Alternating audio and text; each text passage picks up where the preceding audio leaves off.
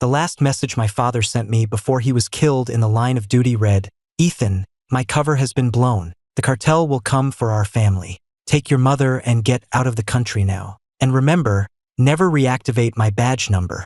I was consumed by grief, but I didn't listen to my father's warning. To keep Chloe from becoming a target, I broke up with her in front of the entire university. With tears in her eyes, she knelt on the ground, begging me to wait, begging me not to leave, begging me not to fall in love with anyone else. But I was cold as ice, turning away with a wealthy heiress on my arm and walking out of her life. The deeper the love, the deeper the hate. From that day forward, Chloe despised me. She endured 4 years of hardship and humiliation, ultimately rising to the apex of the corporate world to become the wealthiest woman in New York City. And the first thing she did after achieving her success was to use her power to drag me back to her home, where she would bring home a parade of men, one after another, purely to humiliate me. Everyone in our circle laughed at me, calling me a pathetic, kept man, but I could only offer a bitter, silent smile in return. On the day she brought home the 99th man, his voice sounded eerily like my best friend, Mason. A short while later, Chloe emerged from the bedroom wrapped in a towel, her eyes completely empty.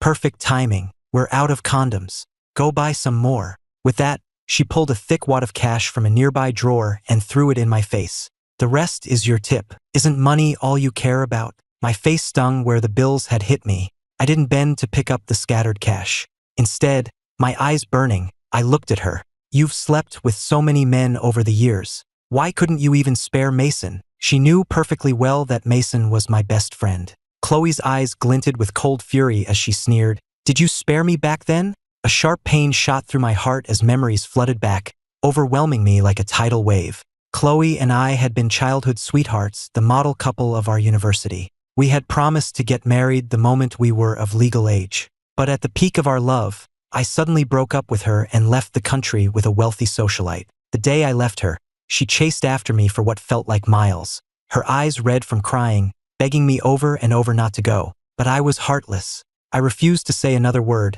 and even when I saw her get hit by a car as she ran after me, I didn't look back. The accident was severe. It ruptured her kidney, and she needed a transplant to survive. Lying on the operating table, covered in her own blood, she still managed to call me. But every call she desperately made, I hung up. From that day on, Chloe hated me with every fiber of her being. She spent 4 years clawing her way to the top of the corporate world, becoming a self-made billionaire. And the first thing she did with her newfound power was to force me into a marriage, only to bring home man after man to torment me. But only I knew the truth. I didn't leave her because I stopped loving her, or because I was a gold digger. I had no other choice.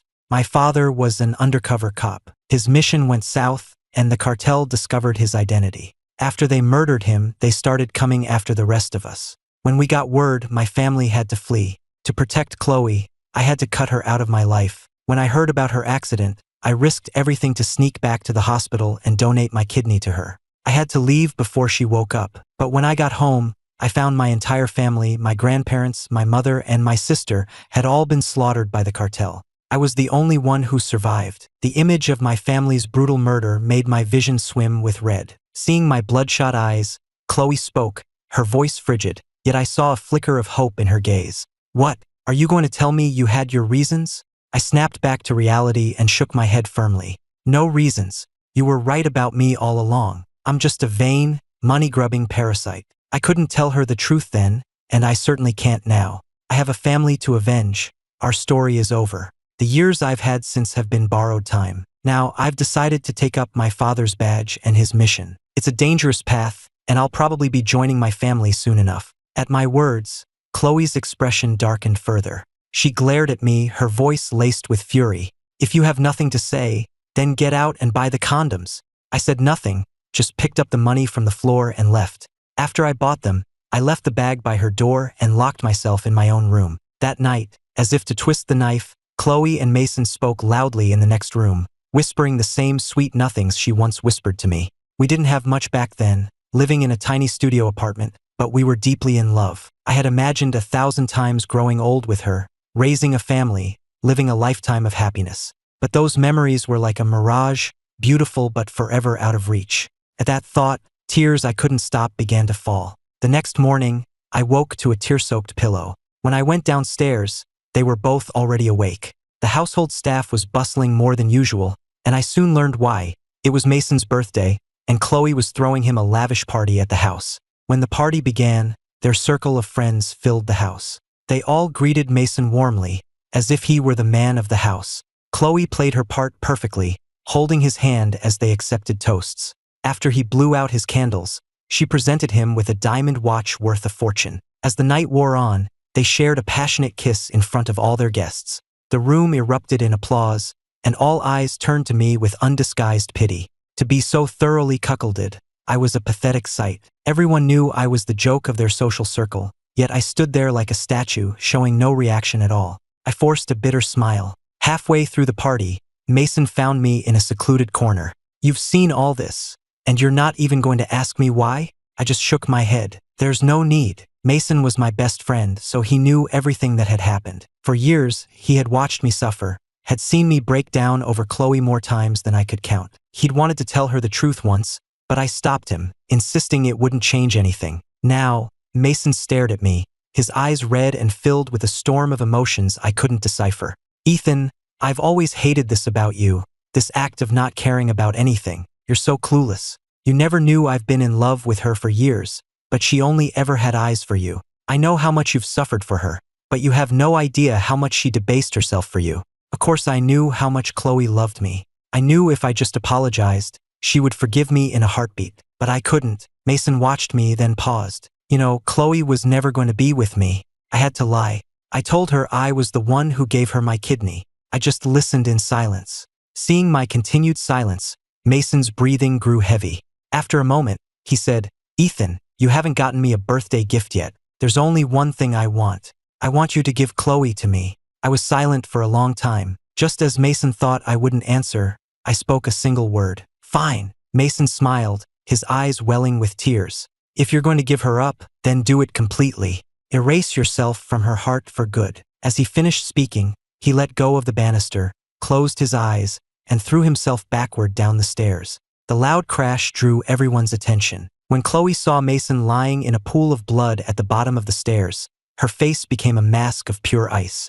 "Ethan, you're dead." She helped Mason up and rushed him out the door. The party ended abruptly. Her bodyguards brought me to the hospital as well. I heard Mason was losing a lot of blood, and since we shared the same blood type, Chloe immediately ordered me to donate. But giving blood requires a basic physical, which would reveal my past surgeries and medical history. I couldn't let her find out I was her kidney donor. With that in mind, I put on a callous front. "I'm not donating. My blood type isn't rare. Why does it have to be me?" Chloe pulled out a thick stack of cash and slapped it against my face. "Isn't this what you want? Money? Name your price. I'll pay it. Will you donate now?" I stared at her, numb, as she repeatedly struck me with stack after stack of bills. Each impact felt like a knife twisting in my heart. After the 6th or 7th time, I finally crouched down, gathered the scattered money, and looked up at her with a smirk. "Should have just started with this. Would have saved us a lot of time." With that, I walked straight into the donation room. After the screening, the doctor looked at my chart and shook his head. "This man has had major surgery. He's missing a kidney and has a history of hemorrhaging. I can't recommend he donate blood." Chloe's brow furrowed deeply. "What do you mean, missing a kidney?" Before I could answer, she cut in, her voice dripping with contempt. "What? Are you so desperate for my money that you're going to claim you were my donor?" Her words were a dagger to my heart. I forced a smile. "You saw right through me." Her face was glacial. She grabbed the doctor by his collar, her jaw clenched. "I don't care what he paid you to lie. I'll double it. You will draw as much blood from him as Mason needs." The large needle slid into my vein, and I couldn't help but shiver. As the blood drained from my body, a deep cold set in, and my vision began to blur. I don't know how many vials they took before I finally lost consciousness. When I woke up, it was dark outside. On the nightstand was a sweet rice cake, my favorite. Back when we were together, whenever I was sick, Chloe would go out in any weather to buy me one to make me feel better. She used to say it was all she could afford then, but one day she'd give me the world. The memory of her holding me, comforting me so gently, made my chest ache with a suffocating pain. I picked up the rice cake and mechanically ate it, bite by agonizing bite. As I left my room, I saw them in the room next door. Chloe was tenderly feeding Mason. Then, she cupped his face in her hands and kissed him softly. When they parted, Mason pulled her into an embrace, his voice full of longing. Chloe, please stop loving Ethan. Love me instead, okay? Her eyes drifted toward the doorway, meeting mine. For a moment, the world went silent. She looked right at me, her expression cold as stone. I don't love him anymore. I never will again. I said nothing. I just gave a desolate smile and walked away. During our stay at the hospital, Chloe's devotion to Mason became the talk of every floor. I was left alone in my room. Not a single person visited. One day, a young nurse, assuming I was single, bravely asked for my number. As luck would have it, Chloe walked by at that exact moment. She just stared at us, her eyes so cold it was terrifying, and said nothing. I never saw that nurse again for the rest of my hospital stay. On the day we were discharged, Mason insisted I ride with them. Chloe, let's just give Ethan a ride. It's a hassle for him to get a cab alone. Chloe shot me a cold glare. Mason, don't be so kind to him. He's a parasite who will bleed you dry. Besides, he's quite the charmer. I'm sure he can find some woman to give him a ride home. I didn't say a word, but in the end, I got in her car. Partway there, Chloe got a call inviting her to a business dinner. Mason immediately begged her to take us both along. She didn't object, so the three of us went together. When the other guests saw her holding Mason's hand, they assumed he was her husband, and their gazes fell on me, trailing behind them like a shadow. Ms. Vance, and this gentleman is? She glanced at me dismissively. Him? He's our houseboy. I brought him along to look after Mason. My heart skipped a beat, but I didn't say a word in my defense. Later, when someone offered Chloe a toast, she just gestured coldly in my direction. Drink it. I didn't bring you here to have a good time. Don't worry, I'll pay you for it. I smiled, picked up the glass without hesitation, and downed it in one go. Seeing how little she cared for me, the other guests started circling, plying me with drinks, and I accepted everyone. One middle-aged woman used the excuse of offering a drink to grope me. I pushed her hand away several times, but she kept placing it back on my stomach. From a shadowed corner of the room, Chloe watched the woman's hands on me, her eyes growing dangerously cold. I lost track of how much I drank. My head was spinning, and the room felt like it was tilting. I went to the restroom to splash some water on my face. When I came out, the same middle-aged woman was walking toward me. A sense of dread washed over me and I started to back away, but she was too fast. She pressed a cloth reeking of chemicals over my mouth and nose. My body grew heavy, and my blood felt like it was on fire. Just as she was about to shove me into a room, I kicked her shin with all my might. She cried out and loosened her grip, giving me a chance to push past her and stumble away. I ducked into the nearest empty room to hide. My body was burning up, like I was about to explode. The cloth had definitely been drugged. I was in trouble. In my delirious state, the door opened and a tall, slender woman walked in. She was silhouetted against the light, and I couldn't make out her face. Thinking she was a member of the staff, I stumbled toward her. I grabbed her arm desperately. Help me. Find a woman for me. Her voice was icy. Do you have any idea what you're saying? I bit my lip, trying to clear my head. I can't die. Please, I'm begging you. She let out a cold laugh. Why do you need to find a woman? I'm right here. The familiar voice shocked me back to my senses. I opened my eyes and saw Chloe standing before me. With the last of my strength, I pushed her away. Not you. Not me. Chloe's face turned to stone. She lunged forward, her hands closing around my throat. Why not me? Didn't you say you'd stay as long as I had money? Well, I have money now, so why not me? I froze. A moment later, tears streamed down my face as I choked out the words, because you're Chloe? You're my Chloe. My words were like a dam breaking. She lost all control, slamming me against the wall and kissing me with a desperate hunger. We were tangled together all night. When I woke again, it was morning. I saw the marks all over my body and my face burned with heat. Beside me, Chloe was awake too. She looked at me with an unreadable expression, as if a million words were on the tip of her tongue. But all she said was, "Keep your mouth shut. Don't you dare say a word of this to Mason." I gave a bitter smile. I was her husband, and we had just spent the night together, yet I had to keep it a secret from Mason. Could anything be more absurd? I laughed coldly. Fine. As long as you pay me, I won't say a word. Chloe's face went pale with rage. She grabbed another thick wad of cash, threw it at me with disgust, and then got dressed and stormed out without a backward glance. When I got back to the house, I discovered that Mason was moving in with us. His luggage was piled high in the living room, and the staff was busy unpacking for him. When he saw me, Mason greeted me as if he owned the place. "You're back. I had the staff move your things to the guest room. You don't mind, do you? It didn't matter if I minded. I wouldn't be staying in this house much longer anyway. After Mason moved in, he and Chloe were inseparable. At dinner, she would tenderly place food on his plate, peel his shrimp, even cool his soup before feeding it to him. I couldn't walk through the living room without seeing them locked in a passionate embrace. Even from the guest room down the hall, I could hear their sounds at night. They had woven a web around me, and they were slowly tightening it, strangling me until I was bruised and broken. Chloe took pleasure in torturing me, forcing me to stand guard outside her door while she was with Mason. You like money, don't you? Stand watch for us. How does 10,000 a night sound? Her face was a mask of seductive cruelty. Her lips curved into a cold, arrogant smile. I looked at her, silent for a long moment, before finally replying, "Make it 20. Chloe's face twitched, and she ground her teeth. She grabbed a bundle of cash and threw it at me with revulsion. Get out! I emotionlessly picked up the money and, as I left, thoughtfully closed the door behind me. The humiliations were endless. She made me decorate their bedroom, buy Mason's underwear, even clean up the sheets after they were finished. My payment was always the same, cash thrown in my face. I never refused.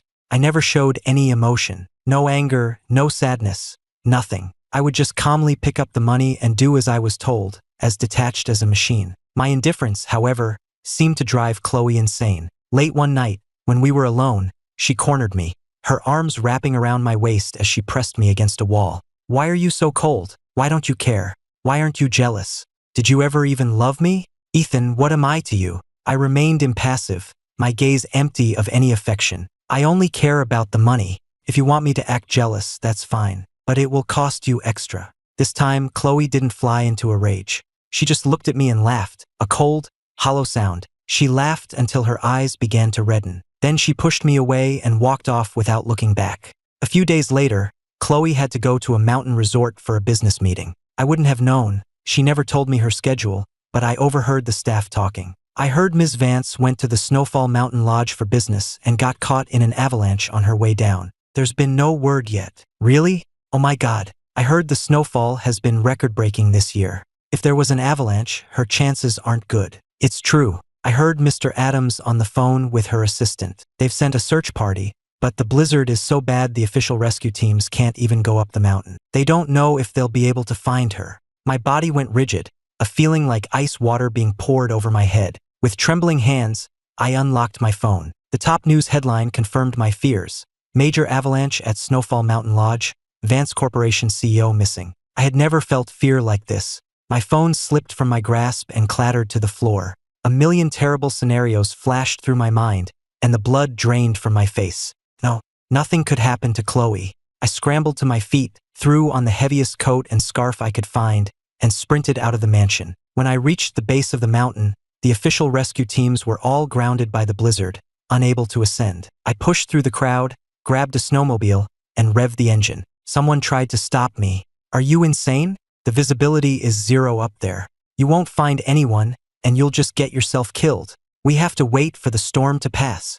I gritted my teeth and shoved him aside. Stay out of my way. I'm bringing her back down. Without another word, I gunned the engine and shot off into the storm. The blizzard was even worse on the mountain slopes. Even in a heavy snowsuit, I was shaking uncontrollably from the cold. Everything was a sea of white. Finding her felt impossible. I screamed her name over and over, but the wind swallowed my voice. I shouted until I was hoarse, but I didn't stop. An hour later, I finally spotted her. A small figure huddled at the base of a pine tree. I ran to her like a madman, pulling off my own hat and scarf to wrap around her. She was unconscious, her skin as cold as ice. My heart ached as I carefully lifted her onto the snowmobile. At some point, a sharp branch hidden in the snow pierced my leg, but I barely felt it. It took 3 long hours to navigate back down the mountain through the storm. When the rescue workers saw us emerge from the blizzard, they rushed over in disbelief. They couldn't believe one person had dared to go up in those conditions,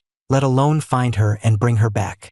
The moment I saw them running toward us, I glanced back at Chloe, and only then did I allow myself to collapse. I don't know how long I was out. When I finally came to, Chloe was already gone from the hospital. I quickly gathered my things and checked myself out. When I got back to the house, I realized Mason had already brought her home. And in the story he told, he was the one who had braved the storm to save her. Seeing that she was safe, I had nothing more to say. I turned and headed upstairs. From behind me, Chloe's voice, sharp and cold, stopped me in my tracks. Ethan, are you really that heartless? My shoulders tensed for a moment, but I said nothing and continued up the stairs. After Mason's heroic rescue, Chloe's affection for him became almost excessive. Even the staff knew that in this house, Mason's word was second only to Chloe's. She promised him that she would give him anything he asked for. Mason held her close, his voice soft. I don't want anything except to make this official. Chloe, you know I've always wanted to marry you.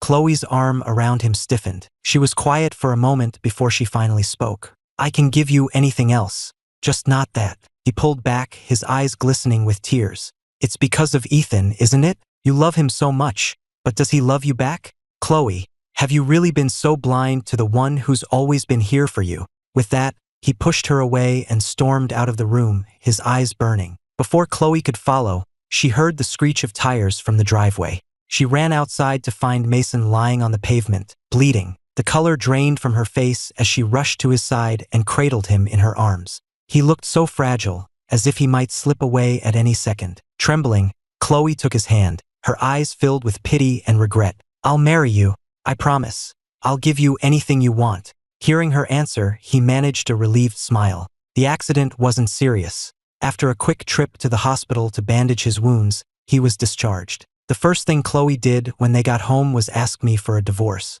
We sat on the living room sofa, a cold and silent distance between us. Chloe broke the silence. Name your price. How much do you want? I flipped through the divorce papers nonchalantly. Whatever you think is fair. But there is one thing I insist on taking. She frowned. What is it? I closed the folder. The family heirloom you gave me all those years ago. It wasn't just a pendant, it was the symbol of our love. If I died on my mission, I wanted it to be buried with my ashes, a final token of what we once had. At my words, a light flickered in Chloe's eyes. She suppressed a tremor in her voice as she said quietly, if you don't want this divorce, we can stop. I knew what she wanted to hear, but I couldn't give it to her. Of course we're getting a divorce. I'll get a bigger settlement that way, why wouldn't I? That pendant is valuable. I had it appraised. It's worth a lot, so you have to give it to me. Seeing my shameless greed, Chloe's face went white with rage. Her long fingers curled into tight fists, and her glare was like a dagger. Ethan, you are heartless. I'll see you at the courthouse tomorrow. Don't be late. I never imagined ending our marriage would be so simple. I had expected her to drag it out, to torture me until I was a broken man before finally letting me go. Staring at our names and photos on the divorce certificate, a pang of sorrow hit me. From this day forward, Ethan and Chloe would no longer be connected. Before finalizing the divorce, Chloe made one final demand. She would give me a generous settlement, but I had to attend her wedding to Mason. Not just attend, but serve as Mason's best man. Only then would she truly let me go. I didn't understand her reasoning. Why would she want her ex-husband at her wedding? It was just cruel. The beach wedding was Mason's idea. He said he loved the ocean, so they would have the ceremony on the sand, followed by a party on a yacht at night. It was meant to be free-spirited and romantic. Aboard the yacht, while Chloe went over details with the crew, Mason and I were on the deck. He happened to see the heirloom pendant I had tucked away. I had shown it to him the day I got it, so he knew exactly what it was. The color drained from Mason's face. Without a word, he snatched the pendant from my hand. I thought you were done with her. Why are you still holding on to this? I lunged for it, my voice tight with panic. It's just a pendant, Mason. Give it back. Seeing my desperation only fueled his anger. He threw the pendant to the deck and stomped on it with all his might. If you're going to end things, then end them completely. Stop clinging to the past. The pendant shattered into a dozen pieces. Before I had a moment to react, Mason grabbed me and pulled us both over the railing and into the ocean. Neither of us could swim. The icy water closed over my head, pulling me down. I stared up at the fading light above, my mind a complete blank.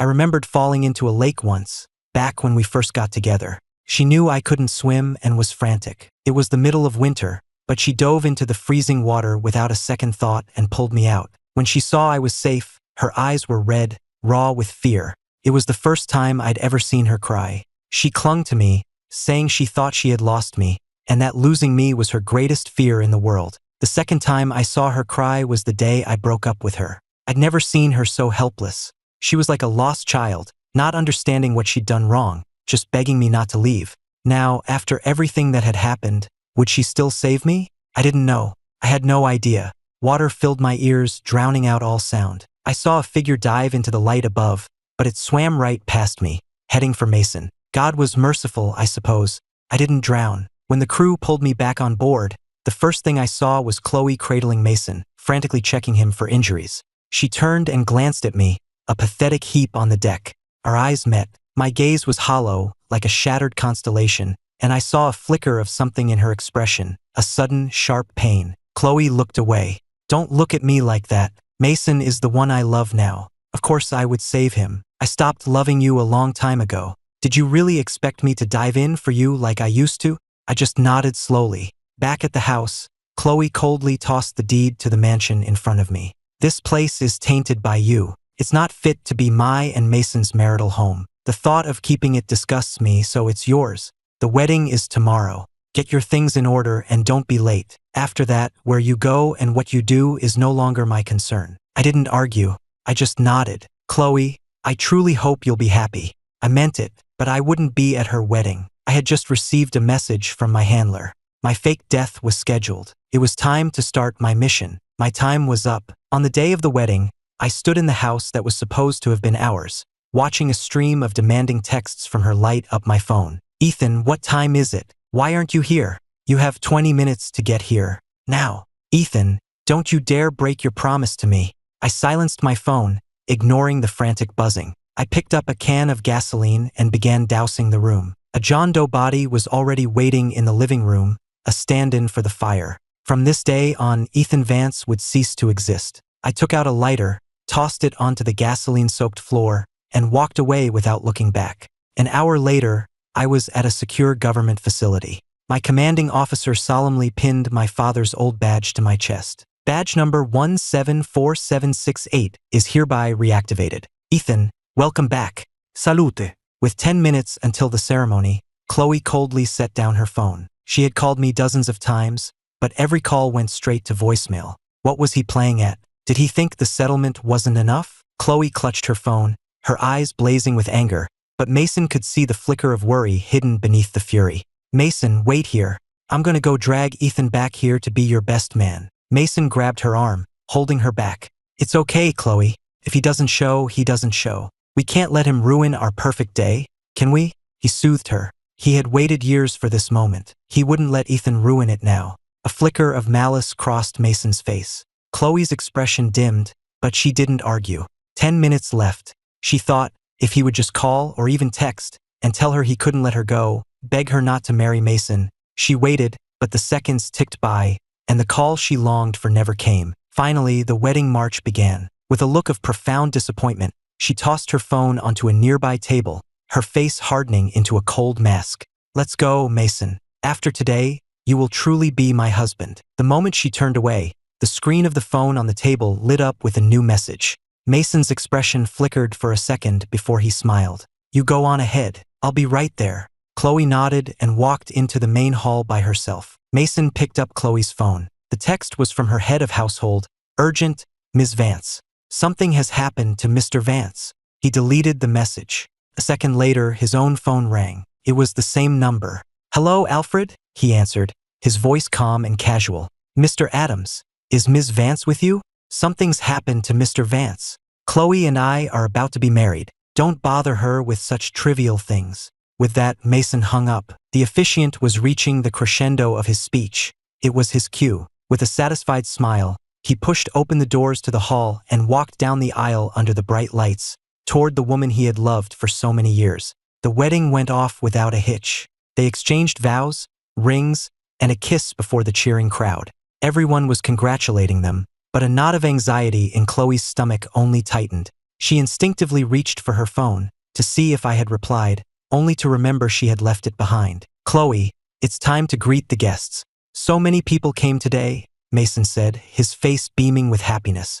He looked radiant. Guests kept telling them they were a perfect match. The reception was filled with laughter and clinking glasses, lasting late into the night. Mason was drunk, slurring his words. Chloe, I'm finally yours. Do you know how long I've waited for this? You were always looking at Ethan, you never once looked at me, but now, Now it's my turn. He started fumbling with her dress. Listening to his drunken ramblings, Chloe's expression softened with a kind of weary indulgence. But then her thoughts turned back to me. When she finally retrieved her phone and saw no messages, her heart ached. She knew if I had just said one word, asked her to stay, she would have thrown it all away. But I had been too cruel, not even showing up to see her married. Fine. From now on, she wouldn't be soft on me either. When the car pulled up to their new home, and Chloe was helping a drunken Mason out of the car, she saw her head of household rushing toward them. "Ms. Vance, it's terrible news." The words hit like a bomb. Before Chloe could react, Mason seemed to sober up instantly. "Whatever it is can wait until tomorrow. Chloe is exhausted," the recently drunken man said, cutting the butler off. Mason had been in her good graces lately, so the butler glanced at Chloe, waiting for her lead. "He's right. Today is my wedding day." "There is no bad news," Chloe agreed, and Mason visibly relaxed. The butler took the hint and retreated. After getting Mason into the shower, Chloe returned to the living room. She sat on the sofa, her face a cold mask, and summoned the butler. What happened? She hadn't asked in front of Mason because she had a feeling it had something to do with him. As she suspected, the butler looked uneasy. He lowered his head and spoke quietly. "It's Mr. Vance, ma'am. Something's happened." A look of disgust crossed her face. What could possibly happen to him? Does he want more money? Give it to him. After that, he's out of my life for good. "Mr. Vance, he's dead." In an instant, Chloe's hand clamped down on the arm of the sofa. The news was too shocking to process. How could Ethan just be dead? She glared at the butler, her voice dangerously low. "If this is some kind of sick joke, you'd better have a death wish." The butler was so terrified he nearly fell to his knees. He would never joke about something so serious. Trembling, he reported, "It's true. This afternoon we were alerted to a fire at the property you gave Mr. Vance. It was a massive blaze. By the time the fire department put it out hours later, it was too late. Mr. Vance he was burned beyond recognition." The room was silent for a beat, an expression of pure disbelief on Chloe's face. After a long moment, she finally exploded. "How? How is that possible? Why didn't anyone tell me? What the hell do I pay you people for? I did call, ma'am, and I texted. You didn't answer. I also called Mr. Adams, and he said you were busy and not to be disturbed with trivial matters," the butler said, his head bowed, his voice shaking. "Impossible," she roared again. She'd had her phone on her all day, except for during the ceremony itself. No one had called. Furious, she pulled out her phone to prove him wrong, but when she checked her deleted items, she saw them, the missed calls and the text message, all from him. She was stunned. The timestamps were from right before the wedding. The only person who could have done this was Mason. The color drained from her face, and her heart began to hammer in her chest.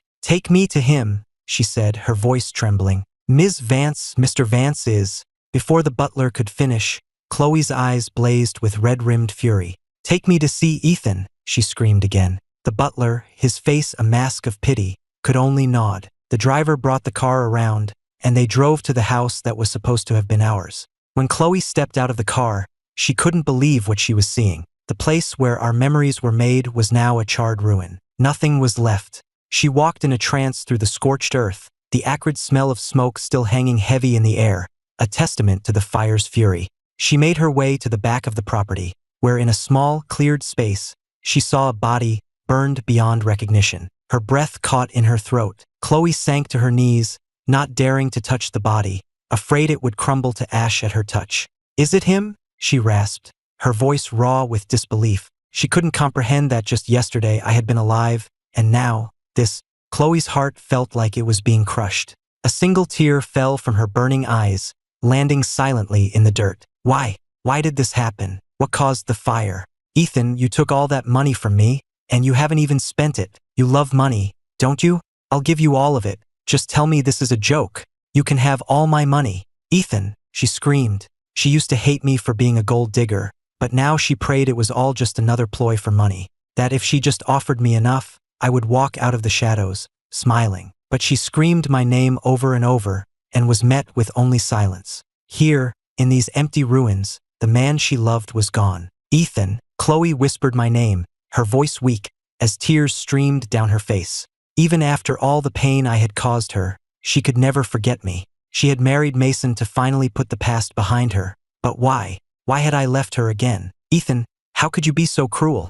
Did I ever mean anything to you at all? She sobbed, unable to even hold what was left of me. An endless, suffocating pain enveloped her. She felt like she was drowning in the ashes. Why had I left her again? And why, after everything, could she still not let me go? Seeing Chloe on the verge of collapse, the butler stepped forward again with another piece of shocking news. Ms. Vance, while running DNA to confirm the identity, we made a discovery. The records show that Mr. Vance was your kidney donor. According to the hospital security footage from that day, he underwent the nephrectomy and left immediately, before he could even be properly discharged. That's why his information was never officially logged. Chloe's face went ashen. When she had woken up from the surgery, the first person she saw was Mason. She saw the scar on his side, and combined with the nurse's evasive answers, she had always believed he was her donor.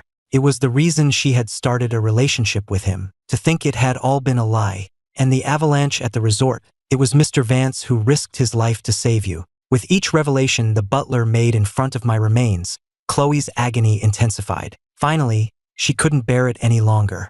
A heart-wrenching scream tore from her throat. Ethan, she had always believed I didn't care, never knowing that behind the scenes, I had been sacrificing everything for her. If that was true, then why did you leave me? Why didn't you tell me? If you had just said the word, I would have given up everything for you. Ethan, why? Why did you silently endure all my cruelty? How much pain were you in? Why didn't you tell me that you loved me too? Tears of utter devastation streamed down her face as an overwhelming wave of grief consumed her. Under a silent, star-filled sky, the truth was finally laid bare before the ashes of the dead. Chloe didn't go home right away. She stayed and gave orders for my proper burial. Throughout, her phone rang incessantly. She didn't have to look to know who it was. The man who had destroyed me. She worked through the night. By dawn, all the arrangements were made. She took my ashes and placed them in the tomb with her own hands. She hated herself, but she hated Mason more. If it weren't for his lies, she would have known the truth long before I died. He had framed me, manipulated her, and turned her into a monster who had tormented the man she loved. The memory of her actions made her sick with regret. She loved me more than life itself, and yet, deceived by another, she had hurt me in the cruelest ways imaginable. The name carved on the headstone was a knife in her eyes. With a trembling hand, she traced the letters of Ethan Vance, an infinite sadness flooding her soul. With Ethan gone, what was the point of living? But before she could follow me, there was one last thing she had to do. Her phone rang again. This time, she didn't ignore it. The grief in her eyes receded, replaced by a chilling, murderous rage. She answered the call. Chloe, where have you been? Why are you just now answering? I've been so worried, came Mason's voice. He had been on edge all night, terrified the butler would tell her about Ethan. When he got out of the shower and found her gone, panic set in. He was afraid she would return with Ethan, and he would once again be relegated to the role of the insignificant bystander in their story. He'd been up all night, calling both Chloe and Ethan, but neither answered. He was trembling with fear. He had always been terrified of Ethan, knowing he could never compete. That's why he'd lied about the kidney, lied about the avalanche, and done everything in his power to make Chloe hate him. He thought marrying her would finally make him secure. But even in death, Ethan could effortlessly steal her away from him. Why? Ethan didn't even love her. He abandoned her. Mason hated Ethan with a burning passion. The moment Chloe answered, he pushed all that aside and feigned concern. You were gone all night. I got dizzy again, I couldn't breathe. The doctor said it's because of my kidney. Can you please come home and be with me? He used this excuse often, and every time Chloe would drop whatever she was doing to be by his side. Of course, I'm on my way back now. Once, she would have felt a pang of sympathy.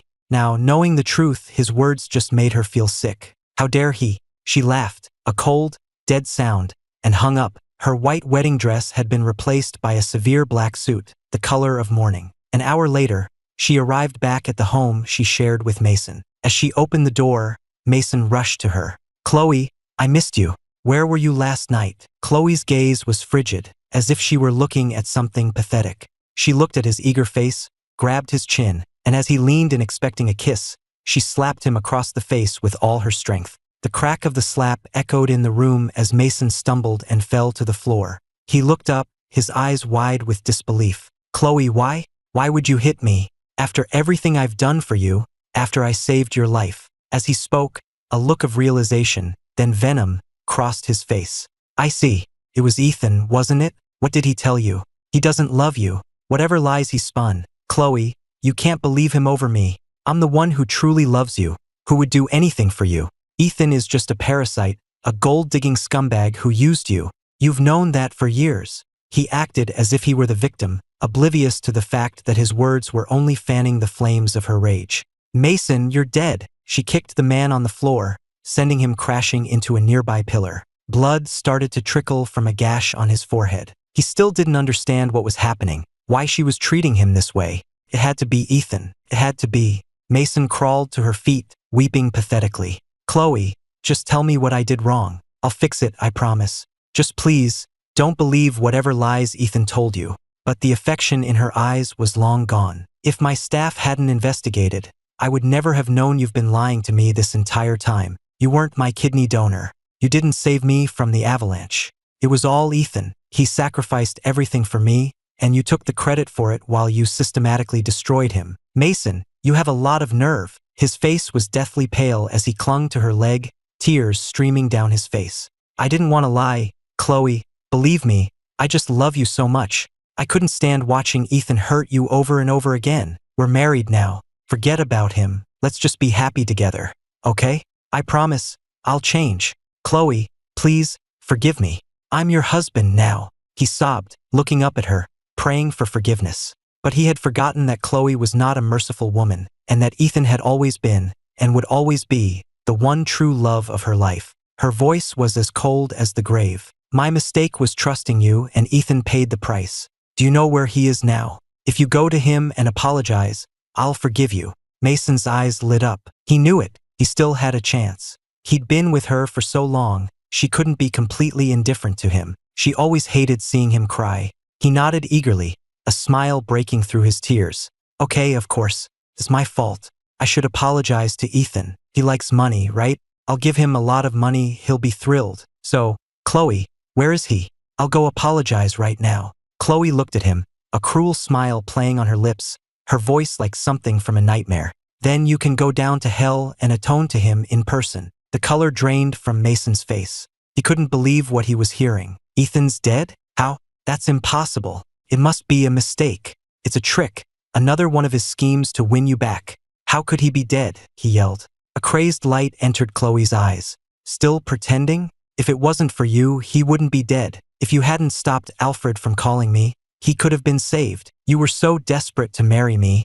You were willing to do anything. Well, now he's dead. Are you happy? Do you know how he died? While we were exchanging our vows, Mason, Ethan was burning alive in that fire. You intercepted the call. You kept me from knowing. I could have saved him. By the time I got there, he was already gone. With every word, the fury in her eyes intensified, until it looked like she was ready to burn the world down with him in it. Pure terror filled Mason's eyes. He had never seen this side of Chloe before, so utterly unhinged and destructive. I'm sorry, Chloe. Chloe looked at him with pure venom and kicked him hard. From this day forward, you are going to repay Ethan for everything. You are going to experience every ounce of pain he ever felt. Mason lay on the floor, gasping for air. He quickly realized he would have been better off dead, as Chloe mercilessly began to outline his punishment. We'll start with the kidney. Bodyguards rushed in, grabbed Mason, and dragged him out. They didn't take him to a real hospital, but to a private clinic that Chloe owned. Inside, Mason was strapped to an operating table. Ms. Vance, if we do this without anesthesia, the pain will be excruciating. There's also a high risk of hemorrhage. It could be fatal, the doctor warned. Chloe coldly lifted Mason's shirt and ran her hand over the scar on his side. It was this scar that had convinced her of his lie. She had never looked at it closely before. Now, as she touched it, she realized it was nothing more than a poorly done tattoo. How pathetic. She pulled her hand back, her eyes filled with even more disgust, and gave an order that could not be refused. Make the incision right over the tattoo. Since he wanted to pretend, let's make it real. The gagged man on the table shook his head wildly, but Chloe didn't spare him a single glance as she walked out of the room. The doctor sighed. I don't know what this man did to offend Ms. Vance, but it's not my place to ask. The sharp scalpel sliced through skin. Without anesthesia, Mason passed out from the pain multiple times. When the surgery was finally over, he was pale and unconscious. The tattoo he had used to deceive her was now a real, gruesome scar. When Mason woke up, he was in a dark, windowless room. The slightest movement sent waves of agony through the wound in his side. It hadn't been bandaged or disinfected. There was nothing to aid his recovery. He was too weak to even speak. But Chloe wouldn't let him die that easily. Someone came at regular intervals to feed him, forcing the food down his throat when he refused, keeping him alive by the barest of threads. A week later, just as the wound began to show signs of healing, someone came in and crudely ripped out the stitches. The agony started all over again, his screams echoing through the basement as fresh, dark blood stained the floor. Chloe watched it all on a monitor. In her hand, she held a photo of me from before, from when we were at our happiest. Every time she looked at it, she was transported back to that time, when we were poor but so content. We had worked so hard together, sharing shy kisses and quiet moments, dreaming of the future we would build. And then, I had ruthlessly abandoned her. When we met again, everything had changed. The sweet, kind boy she remembered had become a vain, hateful stranger. She had sought revenge, wanting to make me see that leaving her had been the biggest mistake of my life. But if you had just said something, if you had just told me you still loved me, that there was a reason, I would have believed you no matter what it was. Why, Ethan? How could you not know that? If you really didn't love me, why did you keep saving me? Chloe's eyes were red-rimmed, and silent tears fell onto the photo, landing on my face like our shared sorrow. She was drowning in regret. If only she had swallowed her pride. The past didn't matter. The future was everything. Why had she listened to Mason? Why had she hurt me so many times? We could have had a chance. More tears fell, until she was sobbing uncontrollably. The days when we had been in love now seemed like a distant dream, a fragile bubble that had popped, becoming a past she could never get back. Trembling, she pressed her forehead against the photograph. The butler entered and saw her like this. He waited a moment before speaking. "Ms. Vance, Mr. Adams's wound is no longer life-threatening." Chloe looked up. Her eyes were still red, but her voice was calm. "Then proceed to the next phase. But don't kill him." "Yes, Ms. Vance." The butler exited. A short while later, on the monitor, she watched as they gave Mason a glass of water. He drank it greedily, not spilling a drop. But soon, the drug in the water took effect, and his body began to burn with fever. It was the same trick he had once tried to pull on me. That night, if she hadn't intervened, I would have been at the mercy of strangers. Mason would not be so lucky. Chloe's eyes were like ice as she watched. Mason's were glazed over, his face a mask of despair as he was used and discarded like a dirty rag, stripped of all dignity. In less than a month, he was a shell of his former self, gaunt and broken. He didn't even notice when Chloe entered the room. She stood over him, looking down, for a long time. Eventually, sensing her presence, his sluggish mind began to react. His eyes slowly focused on her. It was Chloe. In that instant, a flicker of hope ignited in him. He scrambled to his feet and clung to her legs. "Chloe, I know I was wrong. I really do. Please, let me go. I'll change. I'll never lie again. It was all my fault. Just forgive me. I'll do anything. Chloe, save me. Please don't do this anymore. I'm so scared." He was sobbing, and the terror in his eyes was genuine. He still has a chance to be forgiven. Ethan has nothing. The thought crossed her mind, and she felt nothing as she looked down at Mason's pathetic form. "Do one last thing for me to make things even with Ethan, and I will forgive you," she said, offering him a temptation he couldn't possibly refuse. To escape this hell, Mason would have done anything. He nodded frantically. "I'll do anything, Chloe. Please, forgive me. I've always loved you," he said, looking at her with adoration. Chloe just sneered, turned, and left the basement without telling him what the final task was. He found out soon enough. Someone began splashing gasoline all over the basement, the acrid smell filling his lungs. As he looked on in horror, a lit match was tossed into the room, and everything erupted in flames. The look of adoration on his face twisted into one of pure terror. It was the same kind of fire, the same all-consuming flames. "Chloe, Chloe, you can't do this." "Ah, Chloe, I was wrong. I'm sorry." He pounded on the locked door, screaming for help, as smoke and flames licked at his heels. He wept in despair, but no one came. In his final moments, his expression twisted into one of pure hatred. As the fire consumed him, he went mad, cursing them all. Why? After everything Ethan did, how could she still love him? "All I wanted was to be happy, and I was tortured for it. It's all your fault. Chloe, I hope you die a miserable death. You will never have Ethan. He will never love you." The flames engulfed him, and soon, his vicious curses were silenced. The fire burned for a day and a night, until everything in the basement was ash.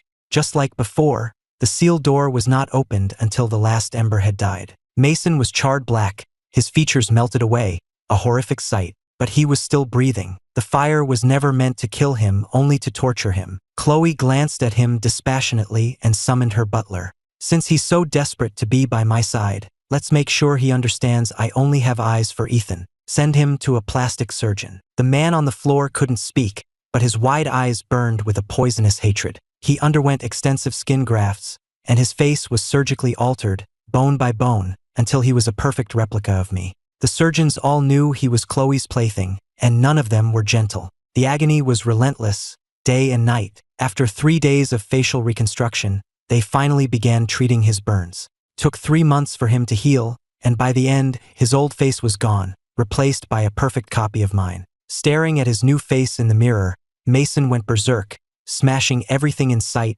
screaming with rage. The home he had dreamed of sharing with her had become his prison. No one paid any mind to his tantrum. The butler simply reminded him, "Sir, Ms. Vance will be home soon." That one sentence was enough to make Mason break down in tears, filled with a new wave of terror. At 8 o'clock sharp, Chloe returned home. But contrary to what Mason had expected, she wasn't alone. She had brought a man with her. "Chloe," Mason said, stepping forward hesitantly. His eyes fell on the young man with her, who looked disturbingly like his old self. A fresh wave of pain washed over him. He couldn't tell anymore who she loved, me or him. But one thing was certain. After everything he had been through, he couldn't bear to see her with anyone else. "We're out of condoms." "Go buy more," Chloe said, her arm around the young man. Mason flinched, tears welling in his eyes. It had been so long since Chloe had touched him. The only look she ever gave him was one of disgust. And now she was going to be with this boy. He glared at the young man, wanting to tear him limb from limb. Seeing the look in his eyes, Chloe slapped him hard across his new face, a mocking smile on her lips. "Ethan never questioned me. Have you forgotten your role?" This was her revenge. Was Ethan really that important to her? Mason wanted to scream, but in her presence, all he could do was watch through his tears as she led the young man into the master bedroom. The moment the door closed, Mason snapped. He rampaged through the living room, smashing everything he could get his hands on. Why? Ethan was dead, so why wouldn't she even look at him? After everything he had sacrificed, Mason screamed. A long time later, he personally delivered the condoms to her door. The door didn't open again until the next day. Mason, who had kept vigil all night, saw her emerge and lunged at her desperately. "Chloe, please, don't do this. I know I lied, but I truly love you. I've loved you for so many years. Please don't treat me like this. Ethan is dead, and I've paid for my sins. Please stop hurting me." He broke down sobbing. After all the torture he had endured, his greatest fear was still losing her. He had nothing and no one else. He could be Ethan's stand-in. He could endure her humiliation, as long as she didn't leave him. If she would just look at him just once. He loved her so much, but there was no pity in her. Her voice was cold and sharp, shattering his last hope. "Get off me. You don't have the right to say his name. Your debt to him is far from paid." She left with the young man. Mason stood frozen in place. Not paid enough? After all this, he still wasn't worth a fraction of what Ethan was to her. Did she want him to die? Was that the only way? "Chloe, how can you be so cruel?" The moment they were outside, Chloe released the young man. She felt nothing for him or for Mason. They were all just tools, instruments of her atonement to Ethan. She lit a cigarette. "Ms. Vance, I'll be leaving then,"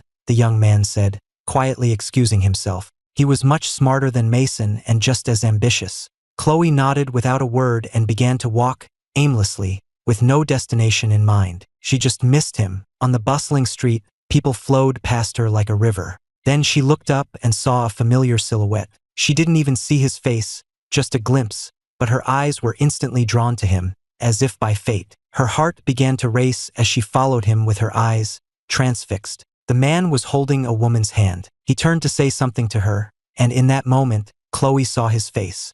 It was identical to Ethan's. She stared in disbelief, her hands beginning to tremble. Couldn't be a mistake. It was him. It was Ethan. She would know him anywhere. Ethan wasn't dead. The man she had been mourning day and night was alive, and he was right here. A wave of overwhelming joy washed over her. It didn't matter why. All that mattered was that he was alive. Chloe started to run toward him, but then she froze. He leaned in and kissed the woman he was with. Chloe's eyes widened in shock, then blazed with a furious, bloodshot light. She pushed through the crowd and grabbed his arm. She spat out his name through clenched teeth, unable to believe what she was seeing. She had been torturing Mason day and night for him. She had wept at his grave, confessed her sins, and planned to kill herself after she was done with Mason, just to be with him again. And all this time, not only was he alive, but he was with another woman. Did he hate her that much? Enough to fake his own death just to escape her? She tightened her grip on my arm,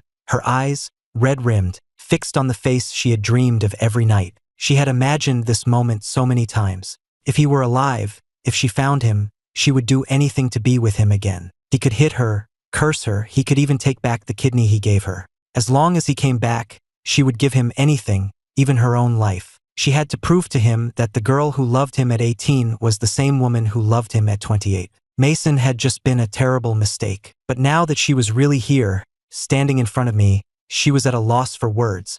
I shook her hand off, my face a mask of annoyance. God, you're relentless, Chloe. Can't even faking my own death get you off my back. My words were a dagger to her heart, the pain so sharp she could barely breathe. A moment ago, she had been hoping for a misunderstanding. Now she had the brutal truth. Why would you do this? She stammered, the only words she could manage. It was the same question she had asked when I first left her. And now, after I had faked my own death, she still didn't understand. Do you really not care about me at all? Then why did you save my life? Why did you give me your kidney? Just give me a reason. Even if it's a lie, I'll believe you. But I gave her nothing, just the same cold cruelty as before. Because I can't stand you. I never want to see you again. Chloe, for once in your life, take a hint. Just pretend I died in that fire. I have a new name now. I'm Ethan Shaw. I gave a small smile, and with that, I shattered her heart completely. She watched us walk away, and only when we had disappeared from sight did she finally break down, her screams echoing through the street. People stared, calling her a lunatic. Ethan, how could you be so cruel? She called her head of household and ordered an immediate investigation into Ethan Shaw and the woman with me. With her resources, it was simple. Ethan Shaw was an adopted son of the Shaw family, a graduate of a prestigious international university. The woman with me was my fiancée, Sophia, the youngest daughter of the Chun family. The Chun family, Chloe knew of them. They weren't a major power, just a family with one foot in the door of high society. So, after abandoning me again, you chose the Shaws? She whispered, her eyes red, her voice a mixture of pain and hate. She made a decision then and there. This time, she would do whatever it took to keep him by her side. Even if it meant he would hate her for it, she would never let him go again. The pain of being abandoned twice had twisted her love for me into a dangerous obsession. When she got home, Chloe ignored everyone and went straight to her room. She needed to think. She needed a plan to get me back. Lately, she either didn't come home at all or she brought a man with her. Her returning alone was a rare event, and it gave Mason hope. He personally cooked an elaborate dinner. He had been thinking. He was her husband now. Ethan was dead. No one could take her from him. With enough time, she would eventually forget Ethan. Fantasizing about their future together, growing old with her, Mason carefully went upstairs and pushed open her bedroom door. Chloe, I made dinner. Come and eat, he said with a smile, a perfect imitation of mine. He knew that for all her anger, she had never once struck this face, the face that belonged to me. But today, the sight of his face only reminded her of my cold rejection. Her anger flared. She couldn't bring herself to hurt me, but she had no such reservations about him. She looked at him, her face blank. Come here. Let me look at you. His face lit up, and he eagerly stepped in front of her. The face that had endured days of agonizing surgery to become my perfect copy. Chloe grabbed his chin, a chilling coldness in her eyes. Go and destroy this face, she said, releasing him. What? Mason stared at her in disbelief, certain he had misheard. Why would she want him to destroy the face that looked just like Ethan's? Are you deaf? I said destroy this face, she suddenly roared. Mason flinched. Then he saw the file on her desk. The man in the photos was named Ethan Shaw, but he, like Chloe, knew instantly that it was me. Only I could provoke this kind of reaction from her. Ethan was alive. In that moment, the blood drained from Mason's face. Because Ethan was alive, she wanted him to destroy his own face. She had never cared about him at all. The realization hit him with the force of a physical blow. Despair washed over him. Nothing he could ever do would make him worth a single strand of my hair in her eyes. He had thought the worst was over, that if he was just patient, she would eventually turn to him. But it was all for nothing. Dead or alive, I was the only one she saw. She would torture him forever out of her guilt for what she had done to me. He had been wrong, yes, but was she entirely blameless? Mason let out a cold laugh. Any love he had for her was gone, replaced by pure, unadulterated hate. Are you deaf? Why are you just standing there? Chloe frowned. Mason had never defied her before. Why should I? If anyone owes him, it's you. The months of torture had worn him down, and the news of my survival was the final straw. He couldn't bear it anymore. He stared at her with pure hatred. Is Ethan really that important to you? Even after he abandoned you again and again? What about me? What am I to you? I've loved you for years. Chloe, you liked me once, didn't you? Why else would you have agreed to marry me? He doesn't want you anymore. Can't you just look at me for once? He screamed, but his words only fueled her madness. I never liked you. Not for a second.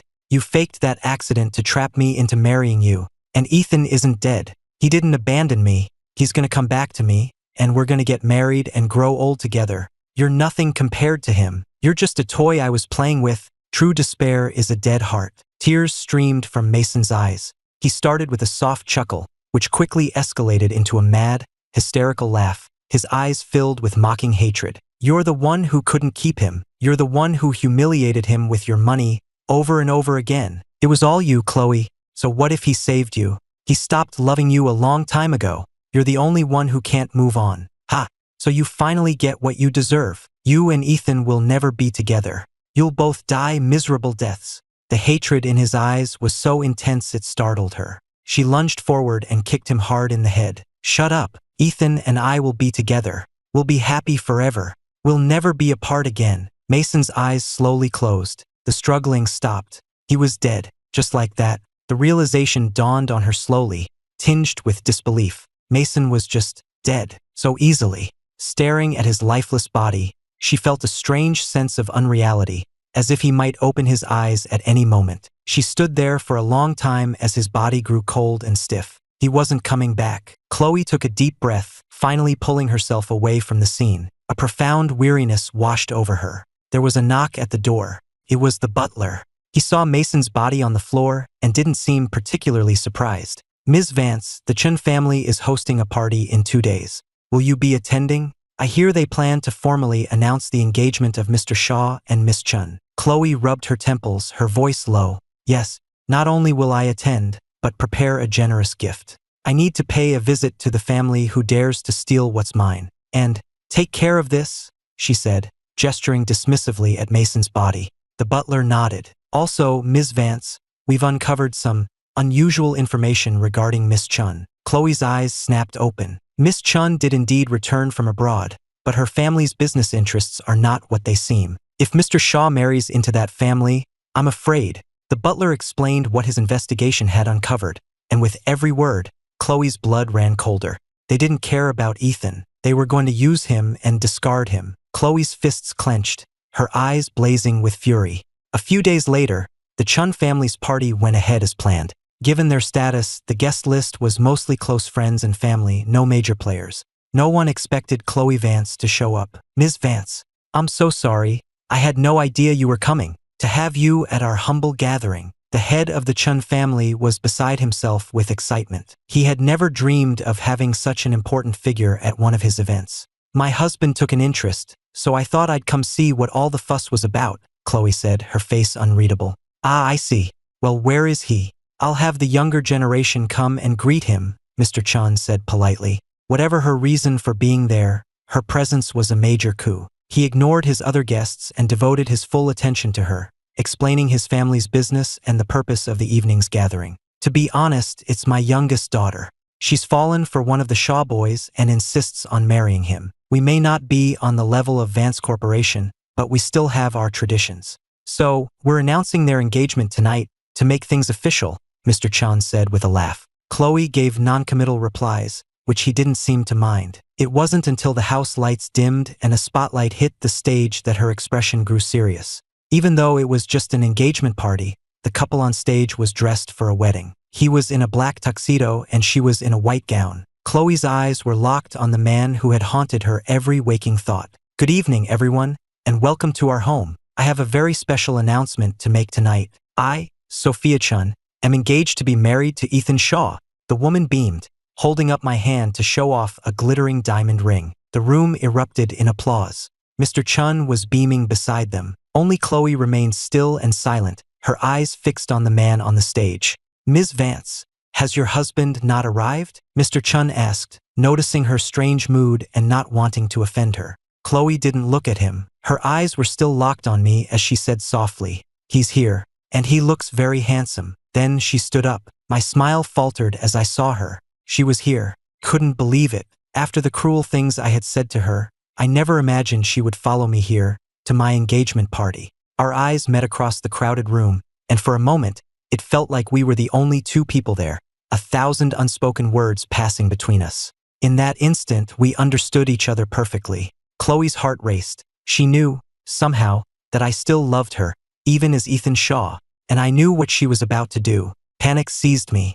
I couldn't bear to watch as she began to walk toward the stage. "Thank you all for your well wishes. On such a happy occasion, I'm sure there are no objections," Sophia said jokingly, and the crowd laughed along. But Chloe's voice, clear and firm, cut through the laughter and echoed through the hall.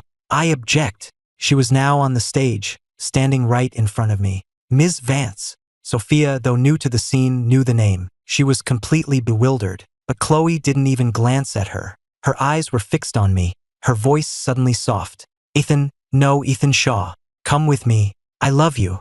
It was like she was back in college, confessing her feelings for the first time, her gaze nervous but focused, seeing only me. "Chloe, why don't you get it? I don't love you anymore." This time I rejected her. The color drained from Chloe's face. She grabbed my hand. "No, you have to come with me. Sophia is dangerous. She'll destroy you." It's true. Her overseas businesses are all. "Enough, Chloe." I ripped my hand away, my eyes filled with disappointment, anger, and condemnation, but not a trace of love. The look was a knife in her heart. "Being with you is what will get me killed. You forced me to give blood to Mason. You humiliated me with your money over and over again. You're the monster.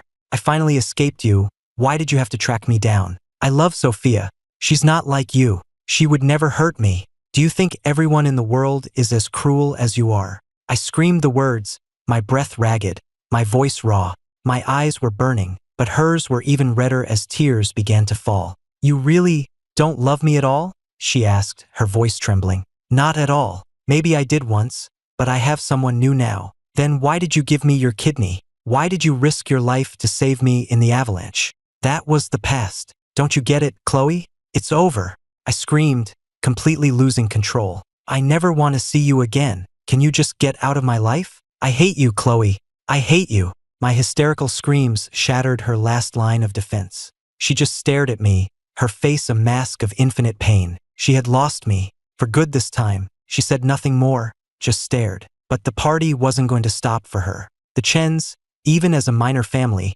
were not about to let this disruption go unanswered. "Ms. Vance, even for someone of your stature, this is inappropriate. My fiancé has made it clear he no longer loves you. You should stop making a scene," Sophia said, her face tight with anger. She hadn't expected this drama. Luckily, I loved her enough to stand by her. "You don't get to speak," Chloe shot back, her glare so intense that Sophia immediately fell silent. "Chloe, must you do this? Can't we just let it end?" I asked, my disappointed tone a fresh wound in her already broken heart. But she had to get me out of there. Sophia was dangerous. She couldn't just stand by and watch me walk into the fire. "Ethan, please just come with me. I'll explain everything. Just come with me," she said, reaching for my hand, her voice pleading. I didn't move. "I'm not going with you, Chloe. Let it go. It's been over for a long time. If you keep pushing me, I'd rather die right here in front of you." My expression hardened. I grabbed a fruit knife from a nearby table and, without a word, raised it to plunge into my own chest. "No!" Chloe screamed, her heart shattering. She lunged forward and grabbed the blade with her bare hand. Blood poured from her palm, the pain immense, but she had stopped me. She wrenched the sharp knife from my grasp, slicing her hand open to the bone. Cold sweat beaded on her forehead, but she didn't dare push me any further. With a look of helpless despair, like a defeated soldier, she slowly backed away and left the stage. Only then did Sophia seem to snap out of her shock. She rushed to my side, hugging me. "Are you okay, Ethan? Why would you do something so reckless? What if you had gotten hurt?" "I'm fine, Sophia," I said, forcing a smile and swallowing the lump in my throat. Chloe was still the same. The moment I was in danger, she would throw herself in front of me without a second thought. And that was exactly why I had to stay away from her. I couldn't drag her into this. Watching her desolate figure retreat, I couldn't stop the tears from falling. Sophia pulled me into a comforting embrace. No one knew that my own heart was breaking. Despite the drama with Chloe, the engagement party eventually concluded. I pulled myself together. "Let's go. I'm taking you to the family estate to meet the elders," Sophia said excitedly. She had wanted to take me before, but it hadn't been the right time. Now that we were engaged, it was finally appropriate. I put on a greedy expression. "Great. So now that we're engaged, when can we get married?" "Sophia, you know I don't have much power in the Shaw family," I said, taking her hand and looking at her with feigned anxiety. "What's the rush? We're engaged. The wedding will happen in the blink of an eye. Once my grandfather meets you and gives his approval, it's a sure thing." "Don't worry," Sophia said with a smile. That was the reason she had chosen me in the first place. An orphan, adopted by the Shaws with no chance of inheriting any significant shares. In fact, my adoptive brothers would be thrilled if I disappeared. I had no power, no allies.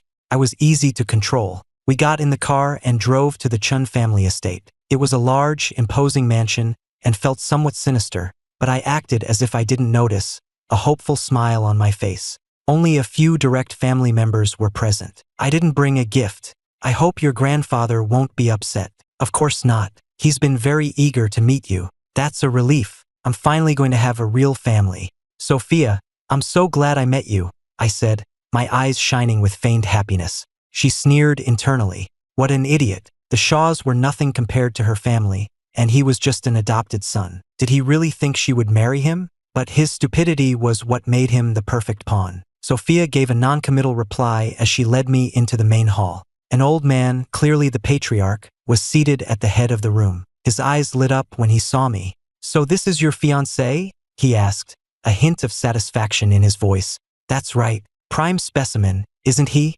Sophia laughed. Specimen? What did she mean? I was the only one who didn't understand. I tilted my head in confusion. But at this point, Sophia couldn't be bothered to keep up the act. She gestured to a few of her men, and they grabbed me and tied me up. "Sophia, what are you doing? We're getting married. Let me go," I yelled, struggling frantically. But I was no match for them. In moments, I was bound and gagged. "Blame it on bad luck. We just happened to be in need of a new mule," Sophia said, her true colors finally showing. Her words made my eyes go wide with horror. I understood now. I began to struggle even more violently, muffled screams escaping from behind the gag. "To be honest, your performance at the engagement party was quite convincing. If we weren't in a bind, I wouldn't have used you. So, as I said, bad luck. Take him away," she said with a smile, waving dismissively as I stared at her in despair. They took me to a warehouse filled with drugs. The sheer quantity was staggering. I couldn't imagine the damage it would do if it all hit the streets. I bit down hard, crushing the microtransmitter hidden under my tongue. It was the prearranged signal. It was time to move in. Sophia was using me, but I was also using her to get to the head of the snake. After this mission, the department would arrange another fake death. This time, Ethan Shaw would die, and I would be given a new identity for a new mission. Hopefully, next time I wouldn't run into Chloe. A few moments later, sirens wailed outside. The warehouse erupted into chaos. "Cops! How did the cops find this place? No one is supposed to know we're here. How did they find us?" The guards were panicking, but they were veterans of the trade, and it didn't take them long to figure it out. Their eyes all turned to me. "It has to be him. The cops showed up right after we brought him in. If we're going down, he's not walking out of here alive." Cornered animals are the most dangerous, especially these kinds of animals. A group of them advanced on me with iron pipes, intending to beat me to death before the police could get inside. They surrounded me, and the pipes and bats rained down, each blow a release of their frustrated rage. "You son of a bitch! You called the cops. D." The curses and the blows came down on me like rain, until my entire body was a symphony of pain. I had always been prepared to die in the line of duty, but in that moment, I was still afraid. So be it. This was my final payment to Chloe. After all the lies, this time I was really going to die. I closed my eyes, my breath coming in shallow gasps, but I didn't beg for mercy. It was a matter of pride. From the moment I took this case, I had given up everything. My only goal was to cut out this cancer. But God, it hurt. Chloe, you were the only one I ever wronged. As my consciousness faded, I thought about how I had abandoned her twice. All for this. She must hate me. That was for the best. I had never cried from pain or humiliation. But now, thinking of the heartbreak I had caused the woman I loved, I wept, coughing up blood. If I could have one wish, it would be for you to live in peace and forget you ever knew me. Goodbye, Chloe. I curled into a ball, waiting for the end. Ethan, a voice, filled with an impossible amount of anguish, made me open my eyes. It was her. Why was she here? Why had she come? In that instant, the dam broke. All the emotions I had suppressed for so long came pouring out in a torrent of tears. I watched her run toward me, and in that moment, it was like no time had passed at all. She threw herself over me, shielding my body with her own, taking the blows that were meant for me. I was already sobbing. Why? Why did you come? I told you to stay away. You're going to die, Chloe. They're going to kill you. I could feel the blows landing even harder now that she was here. Her face was growing pale, but she still managed to smile at me. If I have to die, dying with you is a good way to go. Ethan, don't cry. At her words, my tears flowed even faster. I clung to the woman on top of me. I hurt you so much, I sobbed. Why would you still come for me? I didn't want to drag you into this. I never wanted this. Chloe, why did you come? After everything I did to you, why would you still try to save me? She smiled weakly, gently wiping a tear from my cheek. Because I love you. Ethan, do you love me? Chloe's voice was a faint whisper, her eyes struggling to stay open, but she fought to keep them focused on my face, the face of the man she loved, determined not to miss a single second. I love you. I've always loved you. That's all I needed to hear. That's all. Chloe smiled, a look of pure happiness on her face. She lay there, shielding me, taking all the pain that was meant for me, protecting the man she loved until her very last breath, even after her eyes had closed for the final time. The police finally burst into the warehouse and apprehended all the dealers. But Chloe was gone, her body limp in my arms. I held her and screamed, a raw, animal sound of grief, but it was too late. Ethan, I'm so sorry for your loss. Try to be strong. I stood before her grave, my eyes empty, staring blankly at the headstone. My partner tried to comfort me. We all knew the risks of this job, how one mistake could get your whole family killed. The cartel had already taken my family from me. I hadn't even been there to say goodbye. And now they had taken the woman I loved, who had died protecting me, beaten to death by those animals. The medical examiner said nearly every bone in her body was broken, her organs ruptured. I couldn't imagine the pain. And yet, in the end, she had died smiling, just because she heard me say I loved her. The thought made me hate myself more than I thought possible. I finally understood the soul-crushing pain she must have felt when she thought I was dead. My body began to shake, and tears streamed from my hollow eyes. A low whimper escaped my lips, quickly turning into a full-blown, racking sob. Chloe! I collapsed to my knees before her grave, my grief a tangible thing that silenced the world around me.